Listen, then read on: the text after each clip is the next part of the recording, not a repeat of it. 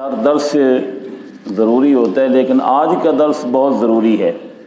آج میں نے آپ کو تیمم کرنے کا طریقہ بتانا ہے پریکٹیکلی۔ تیمم جو ہے یہ وضو کا خلیفہ ہے۔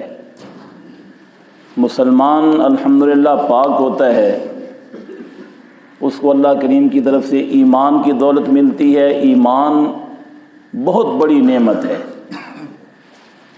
ایمان بہت بڑی نعمت ہے، ایمان سے بڑھ کر کوئی نعمت نہیں ہے۔ الحمدللہ مسلمان ایمان کی وجہ سے پاک ہوتا ہے، کافر پاک نہیں ہوتا۔ 7 سمندر میں نہا لے نا پھر بھی وہ پاک، مثال دے رہا ہوں، پھر بھی وہ پاک نہیں ہوتا۔ کیوں؟ ایمان نہیں ہے۔ ایمان کے ساتھ پاکی جو ہے وہ نصیب ہوتی ہے۔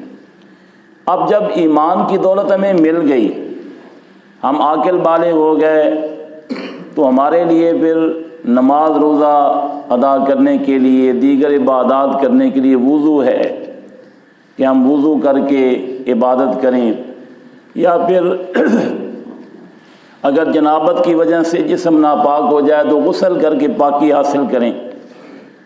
غسل وضو کے بارے میں آپ جانتے ہیں، اگرچہ طریقہ کار کے اندر تھوڑا بہت فرق بھی ہوگا۔ اگر وضو اور غسل ہم نہیں کر سکتے، کوئی عذر ہے، تو پھر بھی ہمارے لیے پاکی کرنے کا ایک طریقہ شریعت نے بتایا ہے۔ وہ طریقہ کون سا ہے بھلا؟ بولیے تیمم۔ لفظ کیا ہے؟ تیمم لفظ نہیں ہے۔ کیا لفظ ہے؟ تو یہ نہیں، لفظ بھی ہم نے صحیح بولنا ہے۔ لفظ کیا ہے؟ تیمم۔ اب تیمم کیا ہے؟ نبی کریم علیہ الصلوۃ والسلام نے ارشاد فرمایا کہ پاک مٹی جو ہے وہ مسلمان کا وضو ہے، اگرچہ اسے 10 برس پانی نہ ملے۔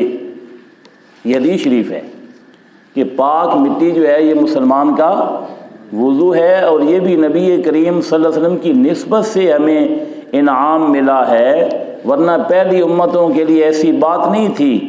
نبی کریم صلی اللہ علیہ وسلم تشریف لے آئے، جیسے ہی آپ نے نبوت برا قدم اس زمین کے اوپر رکھا، اللہ کریم نے ساری زمین کو مسجد بنا دیا۔ ٹھیک ہے نا جی؟ جعلت لی الارض مسجدا وطہورا۔ نبی کریم علیہ الصلوۃ والسلام نے فرمایا کہ میرے لیے مسجد کو، زمین کو مسجد اور پاک بنا دیا گیا ہے۔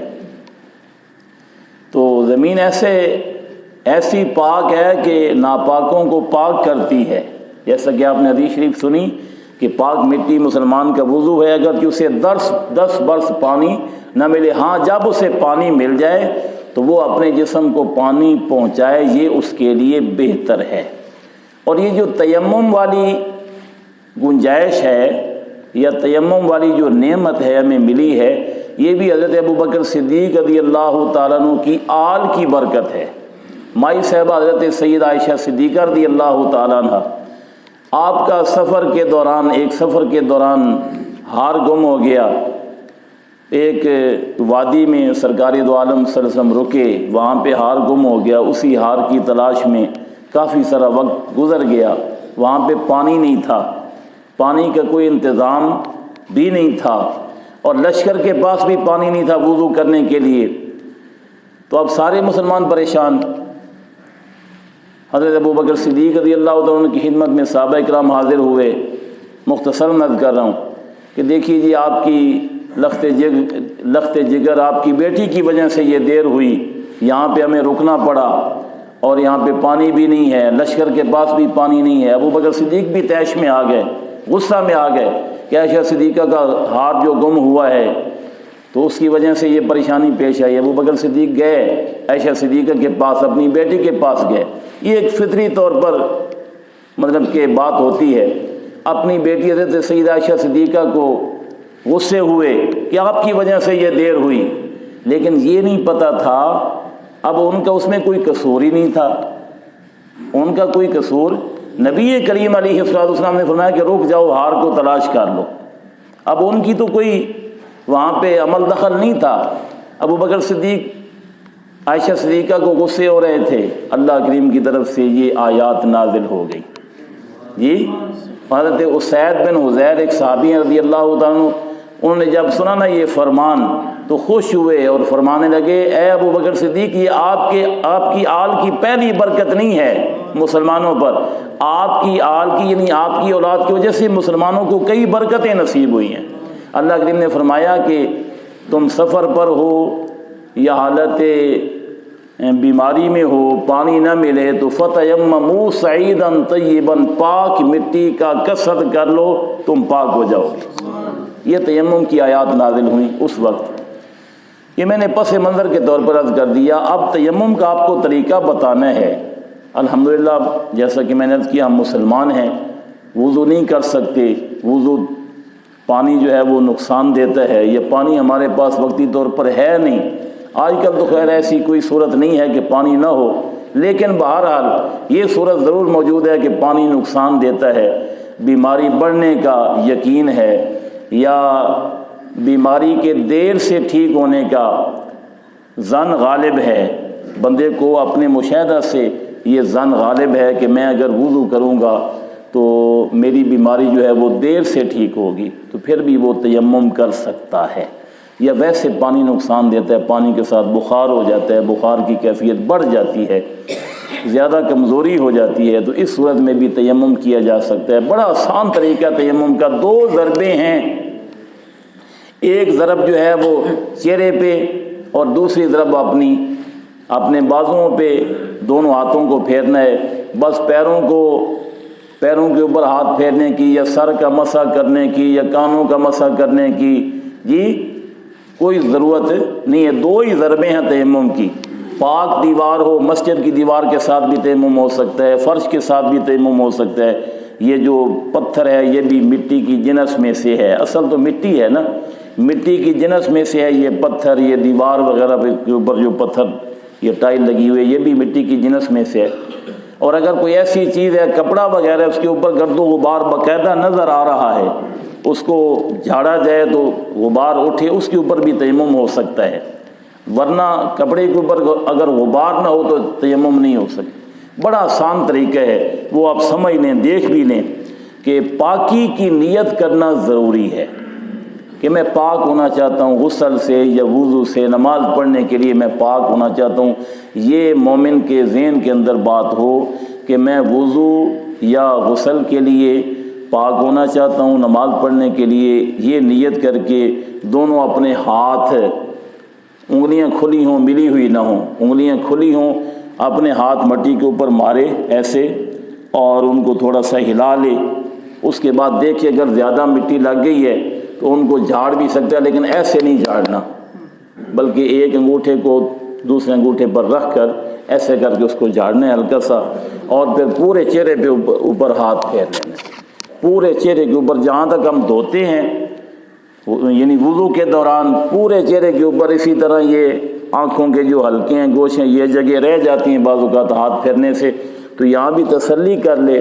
اسی طرح لبوں کے اوپر بعض اوقات ہم لب بند کرتے ہیں نا، عام طور پر جب سختی کے ساتھ بند کرتے ہیں تو جو ظاہر حصہ ہوتا ہے وہ بھی چھپ جاتا ہے، اگر وہ دھلے گا نہیں یا اس کے اوپر ہاتھ نہیں پھرے گا پھر بھی تیمم نہیں ہوگا۔ نارمل حالت میں ہم نے جب منہ بند کرنا ہے تو جو حصہ ظاہر رہتا ہے اس کے اوپر بھی ہاتھ پھرنا ضروری ہے۔ مونچھیں اگر مونچھوں کے بال زیادہ ہیں تو ان کو بھی اچھی طرح ہلایا جائے تاکہ ان کے نیچے بھی ہاتھ پھیر جائے۔ مکمل چہرے کے اوپر ہاتھ پھیرنا ہے 1 دفعہ، ٹھیک ہے۔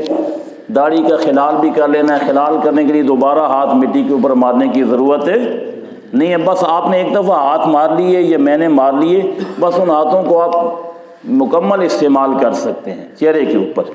اس کے بعد دوسری ضرب لگا کے بائیں ہاتھ کو دائیں ہاتھ کے اوپر پھیرنا ہے اور دائیں ہاتھ کو بائیں ہاتھ کے اوپر پھیرنا ہے ایسے۔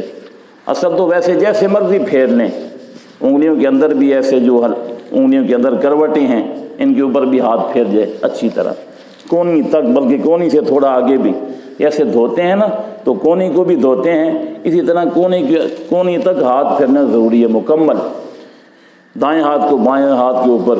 لیکن صحیح طریقہ یہ ہے کہ آپ ایسے ہاتھ کو لے آئیں، یہ جگہ جو ہے انگلیوں والی یہ ہاتھ یہ کلائی کے پیچھے سے رکھ کے لیں، یہاں سے ہاتھ پھیر کے ایسے لے جائیں ایسے، اسی طرح دائیں بائیں ہاتھ کو بھی۔ اس کے بعد پھر دائیں کو بائیں پر، بائیں کو دائیں پر اچھی طرح پھیر دیں تو غسل کی صورت میں بھی اسی طرح تیمم ہو جائے گا، وضو کی صورت میں بھی اسی طرح تیمم ہو جائے گا۔ وضو غسل دونوں کے لیے ایک ہی تیمم کافی ہے۔ مثلا ایک آدمی بے وضو ہے، وہ بھی تیمم کر لے گا تو پاک ہو جائے گا۔ ایک آدمی غسل والا ہے تو وہ جب تیمم کر لے گا تو اس کو مزید دوبارہ وضو کرنے کے لیے اس کے ذہن میں سوال پیدا ہوتا ہے کہ یہ تیمم تو میں نے کیا غسل کے لیے، اب میں نے وضو بھی تو کرنا ہے، تو دونوں پاکیاں ایک ہی تیمم سے اس کو حاصل ہو جائیں گی اور وہ نماز پڑھ سکتا ہے، قرآن پاک کی تلاوت کر سکتا ہے اگر معذور ہے تو، ٹھیک ہے نا جی۔ وہ ساری جو عبادات ہیں وہ جیسے وضو کے ساتھ کر سکتا ہے ایسے ہی وہ تیمم کے ساتھ بھی ساری عبادات کر سکتا ہے، جب تک اس کا عذر باقی رہے گا، جب تک اس کا عذر باقی رہے گا، جس عذر کی وجہ سے اس نے تیمم کیا تھا اس وقت تک وہ تیمم کے ساتھ اپنی ساری عبادات کر سکتا ہے، اور اگر وہ عذر ختم ہو جائے گا تو پھر تیمم بھی ٹوٹ جائے گا۔ وضو جو ہے وہ ٹوٹتا ہے کسی عذر کے ساتھ، وہ عذر آپ جانتے ہیں، ری خارج ہو جائے، خون نکل جائے جسم سے اور خون بہنا شروع کر دے، قے آ جائے جی، اور بندہ سو جائے، پکی نیند سو جائے، تو ان ساری صورتوں سے وضو ٹوٹ جاتا ہے۔ لیکن تیمم کے ٹوٹنے کی ایک اور شرط بھی ہے کہ جب پانی، یا تو اگر پانی نہیں ملا تھا اس کو اور اس نے اس وجہ سے وہ تیمم کیا تھا کہ پانی نہیں مل رہا تھا، اب پانی مل گیا ہے تو اس کا تیمم خود بخود ہی پانی دیکھتے ہی ٹوٹ جائے گا، یا اس نے کسی عذر کی بنا پر تیمم کیا تھا اور وہ عذر ختم ہو گیا ہے، یعنی بیماری اس کی اللہ تعالیٰ نے اس کو صحت دے دی ہے، اب اس کا تیمم جو ہے وہ ختم ہو جائے گا، دوبارہ اس کو تیمم اپنا وضو کرنا پڑے گا۔ اسی طرح اس نے غسل کی صورت میں تیمم کیا تھا، پانی نقصان دیتا تھا، پانی سے بیماری کے بڑھنے کا اس کو ظن غالب تھا، اس نے غسل کی صورت میں تیمم کر لیا، اب تو پاک ہو گیا، وقتی طور پر تو اس کے لیے ہر عبادت جائز ہے، لیکن اب اس کو صحت نصیب ہو گئی، اللہ کریم نے اس کو صحت عطا فرما دی، تو اب وہ سب سے پہلے کام کون سا کرے گا؟ وہ غسل کرے گا۔ وہ سب سے پہلا کام کون سا کرے گا؟ غسل کرے گا، تاکہ اس کا جسم حقیقی طور پر پاک ہو جائے۔ تو یہ طریقہ جو ہے تیمم کا، یہ ہر مسلمان کو آنا چاہیے، ٹھیک ہے نا جی۔ ہم بڑے سیانے بنتے ہیں دنیاوی کاموں میں، بڑی بڑی جناب ہم کیا وہ ستھیں مکاتے ہیں، بڑے دانشور بنتے ہیں، اچھی بات ہے، بہت اچھی بات ہے، جھگڑوں کے فیصلے بھی کرنے چاہیے، لیکن جو یہ مسائل ہیں، ایک مسلمان ہے وہ کلمہ پڑھتا ہے، اس کو نماز پڑھنے کا طریقہ نہیں آتا، اس کو وضو کرنے کا طریقہ نہیں آتا، اس کو وضو اگر نقصان دیتا ہے تیمم کرنے کا طریقہ نہیں آتا، تو پھر اس کو غور تو کرنا پڑے گا نا کہ میں مسلمان ہوں اور مجھے اللہ